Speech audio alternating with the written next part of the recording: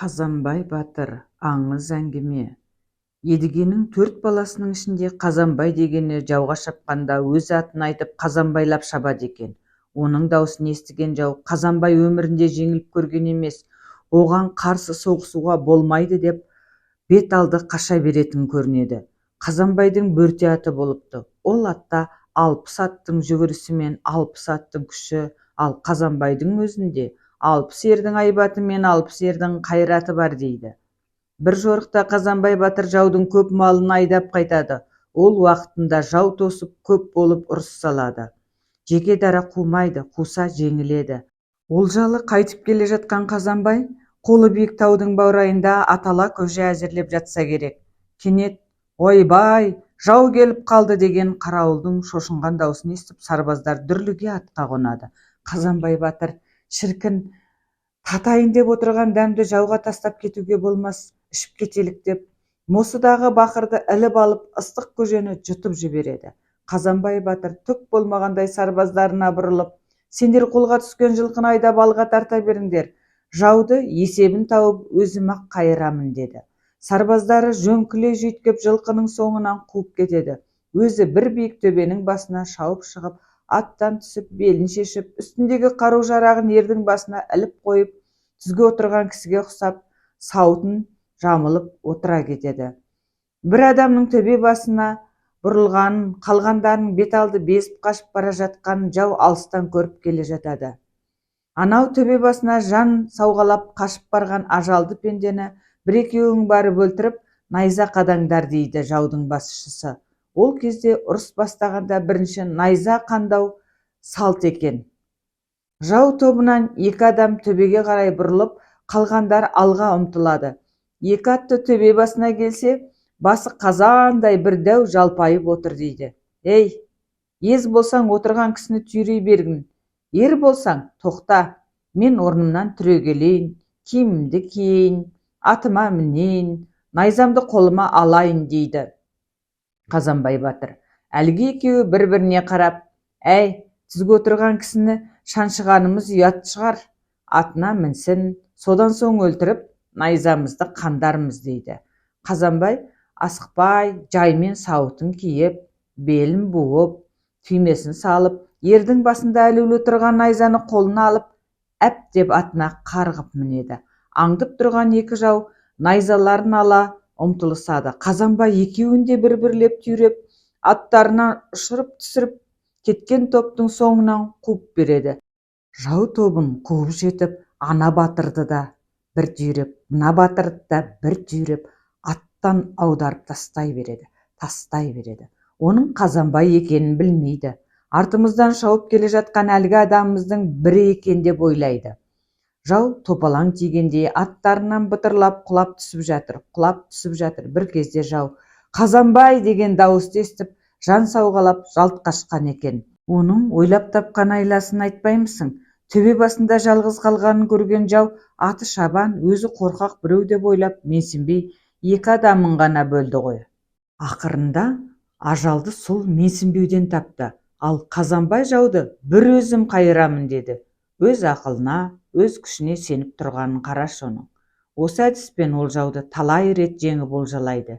Есі шығып жеңілген жау бұл Қазанбайдың өзі емес, артымыздан қуып келген оның аруағы, қасиет пірі деп қатты қорқатын көрінеді.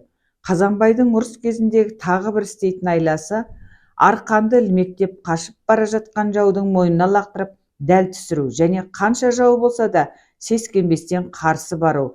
Ол көп аз демейді. Өзіне жұмсалған жаудың қаруын бойына дарытпай, 2 жігіт әзер көтеріп жүретін найзасын кәдімгі қамшыдай үйіре сілтеп, көзіне көрінгенді шаншып, түйреп тастап отырады.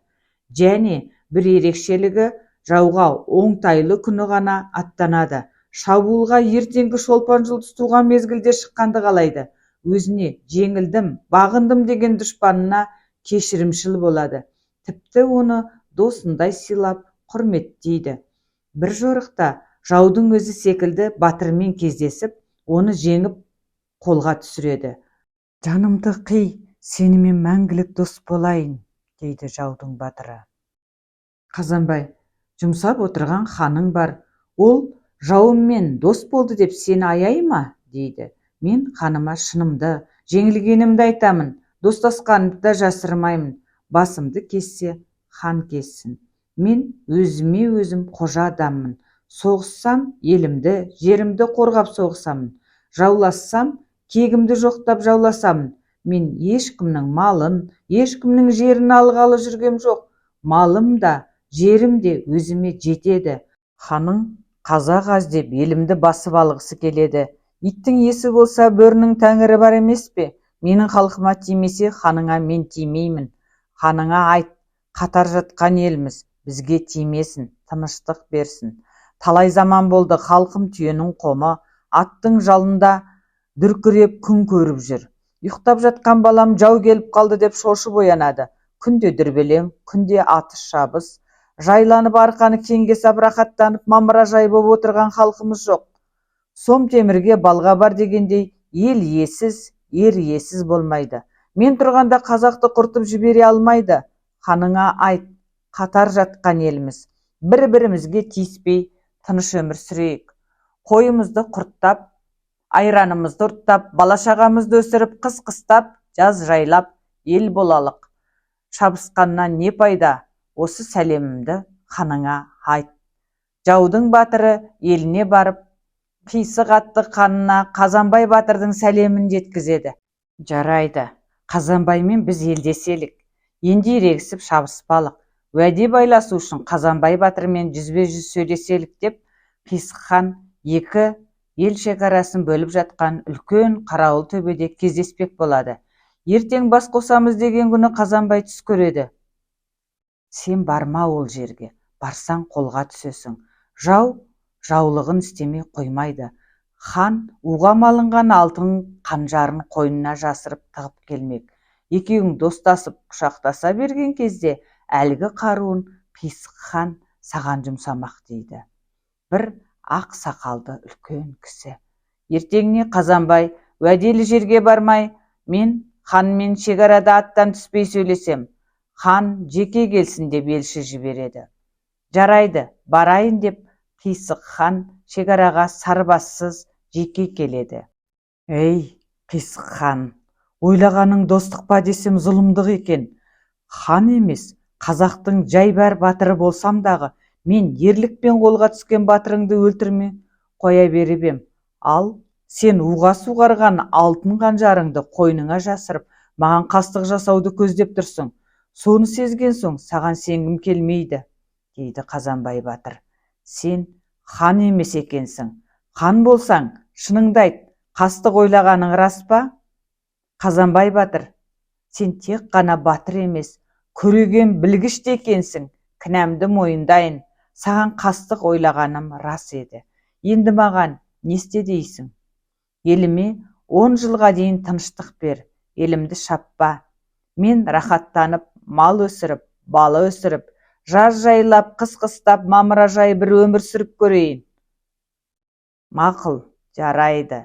Екеуі уәделесіп, ел 10 жылға дейін қорқынышсыз тыныш өмір сүреді. Осындай бір шат кезеңде Жетісу өлкесіне қазақтың ханы Абылай келіп, Жетісуда кім бар, кім батыр, кім жақсы деп сұрапты.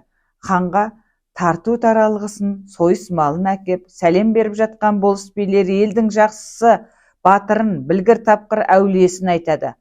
Тақсыр, мынау Балқаштың шөл даласын мекен етіп, қазаққа кек әперген руақты Қазанбай деген бар.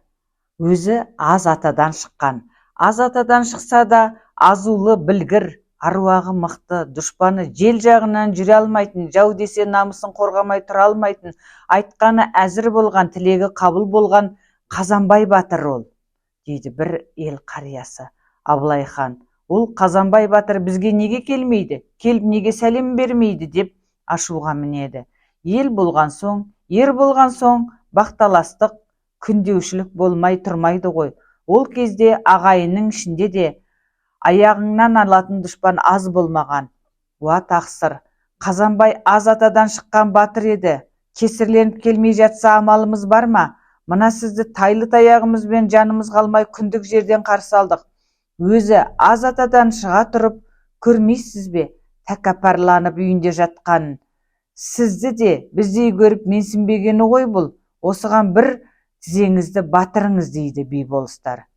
Ендеше шақырып кел ол кесір немені, деп хан жасауылын жұмсайды.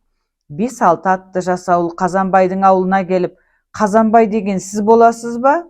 Сіз болсаңыз хан шақыртып жатыр, жүріңіз, дейді.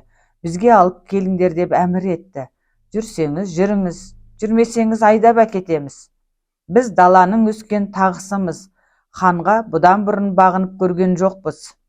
Керек болса ханның өзі келсін, әйтпесе айдап кел дегеніне мен бармаймын, дейді Қазанбай батыр қаһарына мініп. Жасауылдар күш жұмсаудан қаймығады. Басы қазандай дәу екен, найзамен түйреп тастар деп құйғыта шауып ханға келеді. Тақсыр, бармаймын, деді. Басымызды кесіп алама деп түрінен қорықтық. Абылай хан ойланып отырды да, апырмай, осы кезге дейін маған қарсы келген ешкім болған жоқ еді. Бұған хат жазып берейін деп, хат жазып, жай бір кісіден беріп жібереді. Қазанбай батыр хатты оқып шығып, жарайды, енді барсам барайын, бағынайын. Абылай билеп тұрған биіміз ғой, сен жүре бер, мен пәлен күні барам. Хан мені күтіп алсын деп хат әкелген кісіні қайтарады. Айтқан күні атына мініп, қару-жарағын асынып, Қазанбай батыр ханның ордасына келеді. Сол кездегі тәртіп бойынша ханның ордасына атпен, қару-жарақпен ешкім келмейді екен.